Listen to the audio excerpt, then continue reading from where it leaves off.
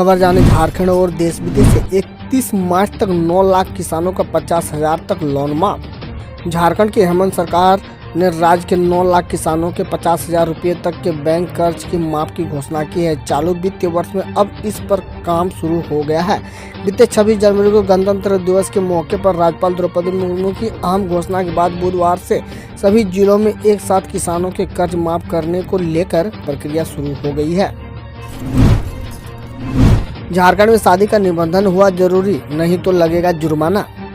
झारखंड में शादी का निबंधन अब सभी के लिए अनिवार्य कर दिया गया है। यदि ऐसा नहीं करते हैं तो जुर्माना की राशि वसूल की जाएगी।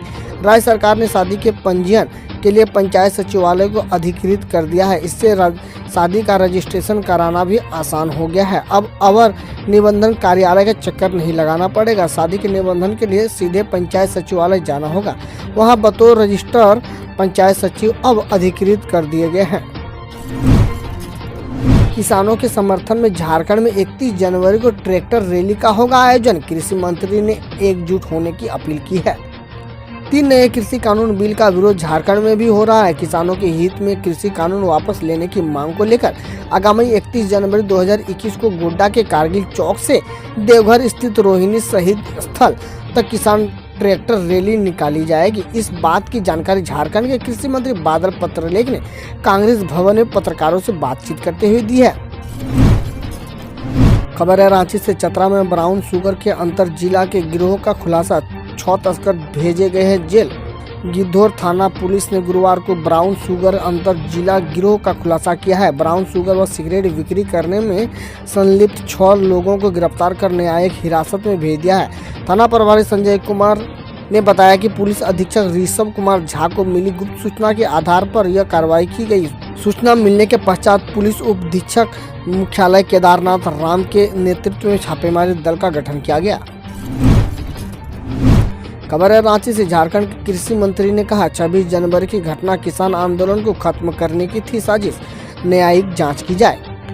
झारखंड के कृषि मंत्री बादल पत्रलेख ने 26 जनवरी की घटना की निंदा करते हुए कहा है कि वैसे लोग जो इस आंदोलन को असफल बनाना चाहते थे, उन्हें षड्यंत्र के तहत किसानों के आंदोलन को आक्रोशित करने का काम किया है। 26 जनवरी की घटना के लिए हम राष्ट्रपति और सर्वोच्च न्यायालय से निवेदन करते हैं कि स्वतः संज्ञान लेते हुए पूरे मामले की न्यायिक जांच की जाए और पूरे मामले का पर्दाफाश किया जाए। जैक ने मैट्रिक व इंटर की परीक्षा को लेकर शुरू की तैयारी। अब अस्थायी मान्यता प्राप्त निजी स्कूल में भी होंगे मैट्रिक इंटर के सेंटर। ऐसे में इस वर्ष स्थापना अनुमति प्राप्त में भी परीक्षा केंद्र बनाई जाएगी। 8वीं की बोर्ड परीक्षा की तैयारी पर चर्चा की गई है। सभी जिला शिक्षा पदाधिकारियों को 30 जनवरी तक 8वीं के विद्यार्थियों की संख्या अंतिम रूप से जैक को भेजने को कहा गया है। जैक द्वारा फरवरी से 8वीं के विद्यार्थियों की परीक्षा फॉर्म जमा लेने की प्रक्रिया शुरू की जाएगी। इधर गैर सरकारी स्कूल संचालक संघ के केंद्रीय अध्यक्ष राम प्रकाश तिवारी ने कहा है कि गैर सरकारी स्कूलों के लगभग 2 लाख बच्चे 8वीं की बोर्ड परीक्षा में शामिल होने से वंचित हो जाएंगे, क्योंकि मान्यता प्रपत्र के साथ 25,000 का चालान जमा नहीं करने वाले स्कूल को पासवर्ड नहीं दिया जा रहा है। रांची नगर निगम ने कहा है, 3 लाख सालाना आमदनी वाले परिवार जिनके पास घर नहीं है 5 फरवरी तक करें आवेदन। रांची नगर निगम क्षेत्र में रहने वाले वैसे लोग जिन्हें प्रधानमंत्री आवास योजना के तहत घर नहीं लिया है, उन्हें एक और मौका मिला है। ऐसे वंचित लोग 5 फरवरी तक नए सिरे से आवेदन कर सकते हैं। नगर विकास विभाग के निर्देश पर रांची नगर निगम के लोगों से आवेदन करने की अपील की है। भरा हुआ आवेदन पत्र नगर निगम कार्यालय के काउंटर संख्या 1 में जमा किया जा सकता है। जिन लोगों ने इस योजना के लिए पहले आवेदन किया था, उन्हें भी आवेदन की हार्ड कॉपी निगम कार्यालय में जमा करना होगा। फॉर्म भरे से पहले निगम की ओर से जरूरी शर्त यह रखा गया है कि इस योजना का लाभ लेने के लिए आवेदन का 17 जून 2015 से पहले रांची शहरी क्षेत्र में रहने का वोटर आईडी होना जरूरी है।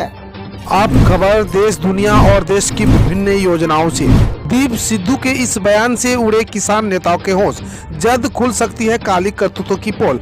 गणतंत्र दिवस पर कृषि कानून के विरोध में किसान नेताओं ने ट्रैक्टर परेड आयोजित की। ये परेड शांतिपूर्ण ढंग से 2 कदम भी नहीं चल पाई कि हिंसात्मक रूप ले ली।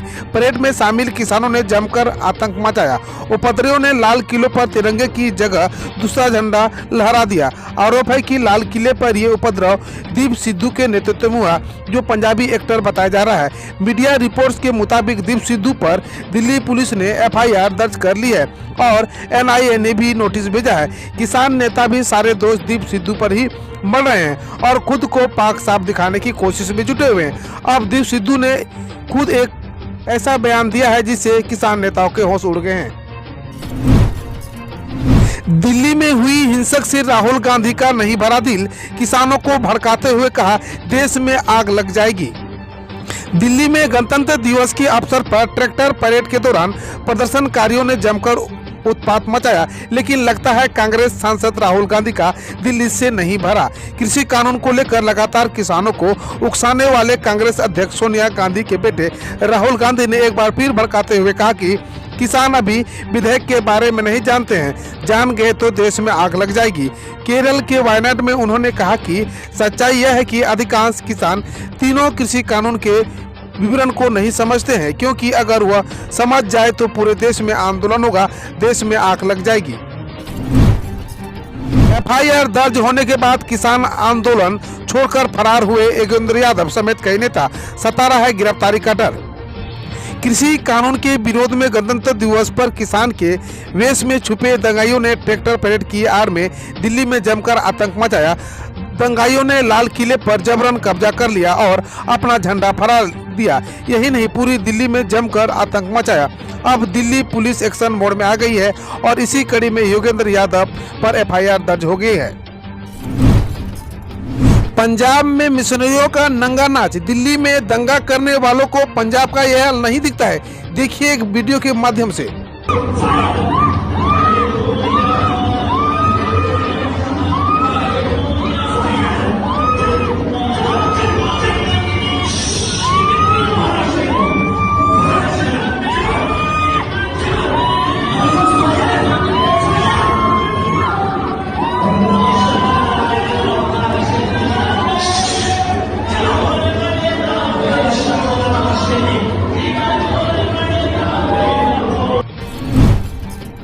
सामने आया राकेश टिकैत का खतरनाक मंसूबा, किसानों को मरवा कर राजनीतिक करने का बनाया था प्लान। कृषि कानून के विरोध में कल किसान के वेश में छुपे दंगाइयों ने पूरी दिल्ली में जमकर आतंक मचाया। दंगाइयों ने तलवार के दम पर न सिर्फ लाल किले पर कब्जा किया बल्कि अपना झंडा भी लगा दिया। गणतंत्र दिवस पर दिल्ली पुलिस ने भी संयम दिखाया, वो काबिले तारीफ है। किसान की ढाल ओढ़े दंगाई बेरहमी से पुलिस का हमला करते रहे और पुलिस संयम दिखाते हुए सब कुछ सहा। अपनी जान जोखिम में डालकर दिल्ली पुलिस कथित किसान नेताओं को खतरनाक मंसूबों पर पानी फेर दिया। ट्रैक्टर रैली ने महिलाओं को रौंदा, 2 की मौत, 5 की हालत नाजुक, बहुत ही खौफनाक है। 26 जनवरी को किसानों की तरफ से निकाली जा रही ट्रैक्टर रैली के दौरान एक दर्दनाक हादसा सामने आया है। पंजाब के अमृतसर में किसानों के समर्थकों में निकाली जा रही रैली अचानक से एक ट्रैक्टर ड्राइवर ने अपने नियंत्रण खो दिया और कई महिलाओं को रौंद दिया। इस घटना में 2 महिलाओं की मौके पर मौत हो गई, वहीं 5 महिलाओं को गंभीर हालत में अस्पताल में भर्ती कराया गया है। यूपी से अब नहीं दिखेगा सरकारी ठेका, योगी सरकार का आदेश। यूपी में अब सड़क किनारे या हाईवे पर कहीं भी सरकारी और ठेका शब्द लिखा दिखाई नहीं देगा। शराब, बियर या भांग की दुकानों पर इन शब्दों की इस्तेमाल करने पर पाबंदी लगी। गिरफ्तारी की डर से बौखला उठा राकेश टिकैत, फिर कहा गोली चलेगी मैं फांसी लगा लूंगा। भारतीय किसान यूनियन के प्रवक्ता राकेश टिकैत ने एक बार फिर किसानों को भड़काने वाला बयान दिया। उन्होंने एक बार फिर गोली चलाने वाला बयान दिया। राकेश टिकैत ने कहा कि अगर उनको गिरफ्तार कर लिया गया तो वहीं पर फांसी लगा लेंगे। इसके बाद किसानों को भड़काते हुए राकेश टिकैत ने कहा कि यहां से किसी भी गिरफ्तारी नहीं होगी। टिकैत ने कहा कि गोली चलानी होगी तो यही चलेगी, आंदोलन जारी रहेगी। राकेश टिकैत ने कहा कि बीजेपी के लोग गुंडागर्दी कर रहे हैं, आंदोलन जारी रखो। उन्होंने किसानों को संबोधित करते हुए गुरुवार की शाम को कहा कि कुछ हुआ तो प्रशासन जिम्मेवार होगा। अपना अपना तंबू उखाड़कर निकाल लो, योगी सरकार ने तथाकथित किसानों को दिया धरना स्थल पर खाली करने का आदेश। तथाकथित किसानों द्वारा गणतंत्र दिवस पर दिल्ली में की गई हिंसा के बाद अब जगह जगह हो रहे किसानों आंदोलन पर कार्रवाई की तलवार लटक गई है। उत्तर प्रदेश की योगी आदित्यनाथ सरकार की ओर से सभी जिले के जिलाधिकारियों को आदेश दिया गया है कि किसान आंदोलन खत्म करवाया जाए। सरकार का आदेश मिलने के बाद गाजियाबाद पुलिस प्रशासन ने गाजीपुर बॉर्डर पर आंदोलन कर रहे लोगों को धरना स्थल खाली करने का अल्टीमेट दे दिया है। भारत का सबसे लंबा एक्सप्रेसवे, खासियतें ऐसी कि हो जाएंगे गदगद। जानिए इसके बारे में। भारत में दिल्ली और मुंबई के बीच देश का सबसे बड़ा एक्सप्रेसवे बनाया जा रहा है, जिसकी लंबाई करीब 1305 किलोमीटर है। इस एक्सप्रेसवे को बनाने में कुल 90,000 करोड़ रुपए की लागत आएगी। खुद केंद्रीय मंत्री नितिन गडकरी ने इस बारे में जानकारी दी। इसे 2018 से शुरू किया गया था और 9 मार्च 2019 को इसकी आधारशिला रखी गई थी। 2023 तक बनकर तैयार हो जाएगा। कुल 5 राज्यों से गुजरने वाला ये एक्सप्रेसवे जनवरी 2023 तक बनकर तैयार हो जाएगा। जिन राज्यों से गुजरेगा उनमें से दिल्ली, राजस्थान, मध्य प्रदेश, गुजरात और महाराष्ट्र शामिल है। लाल किले पर हिंसा की खौफनाक कहानी, तलवार से पुलिस वालों पर सिर फोड़ा, पत्थर से दांत तोड़े, फिर पुलिस ने नहीं चलाई गोली। अगर मैं लाल किले से उस खाई में छलांग न लगाता तो शायद मेरी गर्दन काट दी जाती। असिस्टेंट सब इंस्पेक्टर जोगिंदर राज मंगलवार के हमले को याद करके यही कहते हैं। गणतंत्र दिवस के मौके पर लाल किले में जमकर बवाल हुआ था। जोगिंदर कहते हैं कि हमलावरों के पास हर तरह के हथियार थे। वे प्राचीर पर चढ़ गए और अपना झंडा फहरा दिया। मोहन गार्डन के SHO बलवंत सिंह के दोनों हाथों में फ्रैक्चर है। वह मुजफ्फरगढ़ रोड पर उत्तम नगर में तैनात थे। उन्होंने बताया कि हमारी ड्यूटी थी कि किसान ट्रैक्टर परेड लेकर रोड न क्रॉस करे। करीब 2:30 बजे प्रदर्शनकारी हिंसक हो गए और अपने रास्ते में खड़ी एक बस को तोड़ने लगे। दंगे भड़काने के लिए फेक न्यूज वाले ट्वीट करके फंसे राजदीप सरदेसाई। इंडिया टुडे ने 1 महीने का वेतन काटकर घर बैठाया तो दिया इस्तीफा। फेक न्यूज चलाने वाला एक कम हुआ। इंडिया टुडे प्रबंधक द्वारा 2 हफ्तों के लिए ऑफ एयर के जाने के बाद राजदीप सरदेसाई ने चैनल छोड़ने का फैसला किया है। रिपोर्ट्स में कहा गया है कि अप्रमाणित सूचना साझा करने वाले राजदीप ने अपने ऊपर कार्रवाई के बाद संस्थान को इस्तीफा सौंप दिया है।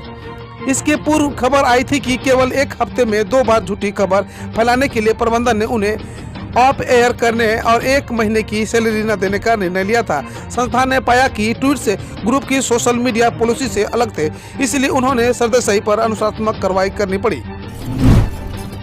सुप्रीम कोर्ट ने कहा टीवी चैनलों पर उकसाने वाले कार्यक्रम पर नियंत्रण जरूरी।